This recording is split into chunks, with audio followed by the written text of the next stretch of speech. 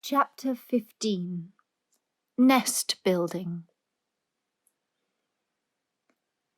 After another week of rain, the high arch of blue sky appeared again, and the sun which poured down was quite hot. Though there had been no chance to see either the secret garden or Dickon, Mistress Mary had enjoyed herself very much. The week had not seemed long. She had spent hours of every day with Colin in his room, talking about Rajahs or gardens or Dickon and the cottage on the moor. They had looked at splendid books and pictures, and sometimes Mary had read things to Colin, and sometimes he had read a little to her. When he was amused and interested, she thought he scarcely looked like an invalid at all, except that his face was so colourless, and he was always on the sofa. "You are a sly young one to listen and get out of your bed to go following things up like you did that night," Mrs. Medlock said once. "But there's no saying it's not been a sort of blessing to the lot of us. He's not had a tantrum or a whining fit since you made friends. The nurse was just going to give up the case because she was so sick of him, but she says she doesn't mind staying now you've gone on duty with her." In her talks with Colin, Mary had tried to be very cautious about the secret garden. There were certain things she wanted to find out from him, but she felt that she must find them out without asking him direct questions. In the first place, as she began to like to be with him, she wanted to discover whether he was the kind of boy you could tell a secret to. He was not in the least like Dickon, but he was evidently so pleased with the idea of a garden no one knew anything about that she thought perhaps he could be trusted. But she had not known him long enough to be sure. The second thing she wanted to find out was this: if he could be trusted, if he really could, wouldn't it be possible to take him to the garden without having anyone find out? The Grand Doctor had said that he must have fresh air, and Colin had said that he would not mind fresh air in a secret garden. Perhaps if he had a great deal of fresh air, and knew Dickon and the robin, and saw things growing, he might not think so much about dying. Mary had seen herself in the glass sometimes lately, when she had realized that she looked quite a different creature from the child she had seen when she arrived from India. This child looked nicer. Even Martha had seen a change in her. "The air from the moor has done thee good already," she had said.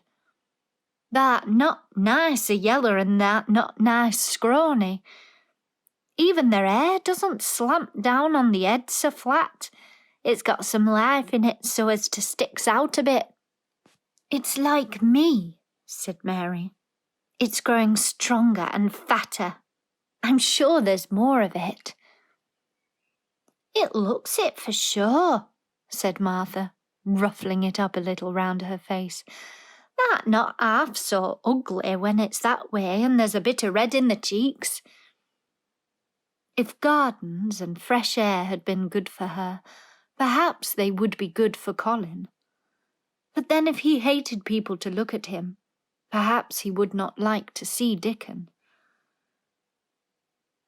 "Why does it make you angry when you are looked at?"